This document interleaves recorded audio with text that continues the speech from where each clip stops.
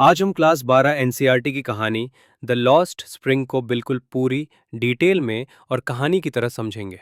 इसमें एक भी इम्पॉर्टेंट पार्ट नहीं छोड़ा गया है। कहानी की लेखिका अनीस जुंग है। ये कहानी भारत के उन गरीब बच्चों की सच्ची तस्वीर दिखाती है जिनका बचपन गरीबी की वजह से छिन जाता है। कहानी का नाम द लॉस्ट स्प्रिंग है। यहाँ स्प्रिंग का मतलब है बचपन, खुशियाँ, सपने और आज़ादी। लेकिन इन बच्चों की जिंदगी में ये स्प्रिंग कभी आती ही नहीं। कहानी दो हिस्सों में बटी हुई है। पहला हिस्सा दिल्ली के कूड़ा बीनने वाले बच्चों पर है। दूसरा हिस्सा फिरोजाबाद के चूड़ी बनाने वाले बच्चों पर है।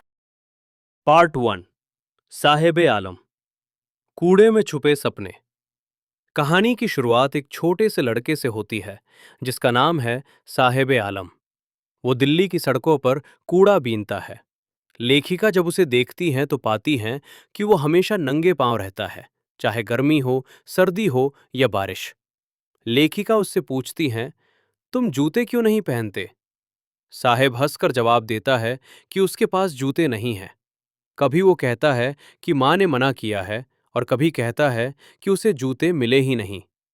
लेखिका समझ जाती हैं कि ये सिर्फ जूतों की बात नहीं है, बल्कि गरीबी और मजबूरी की आदत है। साहेब मूल रूप से ढाका, बांग्लादेश का रहने वाला है।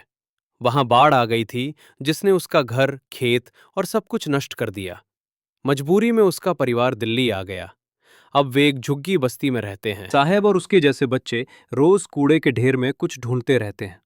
उनके लिए कूड़ा गंदगी नहीं, बल्कि सोने की खान है। कभी उन्हें सिक्का मिलता है, कभी खिलौना, कभी लोहे का टुकड़ा और कभी कुछ भी नहीं। एक दिन साहेब को कूड़े में एक हरा नोट मिलता है। उस समय उसकी खुशी देखने लायक होती है।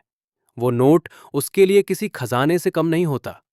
इससे पता चलता है कि उसकी जिंदगी कितनी छोटी छोटी खुशियों पर टिकी हुई है। लेखिका बताती हैं कि साहेब के पास न स्कूल है, न पढ़ाई, न खेलने का मैदान और ना ही भविष्य के बड़े सपने। वो हर दिन सिर्फ पेट भरने के लिए काम करता है। बाद में साहेब एक चाय की दुकान पर काम करने लगता है। उसे रोज 800 रुपए महीने मिलते हैं और खाना भी। लेकिन लेखिका कहती है कि अब साहेब पहले जितना आजाद नहीं है। पहले वो खुद का मालिक था, अब किसी और के लिए काम करता है। लेखिका एक दिन उसे टेनिस के जूते पहने देखती हैं, लेकिन वे जूते भी बिना फीते के होते हैं। ये दिखाता है कि उसकी जिंदगी में चीजें आती तो हैं, लेकिन हमेशा अधूरी। आग में जलते सपने, कहानी का दूसरा हिस्सा फिरोजाबाद से जुड़ा है, जो चूड़ियां बनाने के लिए मशहूर है। यहाँ छोटे छोटे बच्चे अंधेरे कमरों में बैठकर चूड़ियां बनाते हैं। इन कमरों में न ताज़ी हवा होती है, न रोशनी। भट्टियों की तेज गर्मी और धुएं की वजह से बच्चों की आंखें कम उम्र में ही खराब हो जाती हैं। कई बच्चे कम उम्र में अंधे भी हो जाते हैं। यहाँ लेखिका एक लड़के से मिलती हैं जिसका नाम है मुकेश। मुकेश एक चूड़ी बनाने वाले परिवार से है। उसका पिता और दादा भी यही काम करते थे। ये काम पीढ़ियों से चलता आ रहा है। मुकेश बताता है कि उनके परिवार के लोग साहूकारों, ठेकेदारों और बिचौलियों के जाल में फंसे हुए हैं। उन्हें मेहनत बहुत करनी पड़ती है, लेकिन पैसे बहुत कम मिलते हैं। वे चाहकर भी इस काम को छोड़ नहीं सकते। अगर वे विरोध करें तो काम बंद हो जाता है। इसलिए डर के कारण वे चुप रहते हैं। ये एक ऐसा गरीबी का चक्र है जिससे बाहर निकलना बहुत मुश्किल है। मुकेश बाकी बच्चों से थोड़ा अलग है। उसका एक सपना है। वो चूड़ियां नहीं बनना चाहता, वो मोटर मैकेनिक बनना चाहता है। लेखिका उससे पूछती हैं कि क्या उसका सपना पूरा हो पाएगा। मुकेश थोड़ी देर चुप रहता है, फिर कहता है कि वो कोशिश करेगा।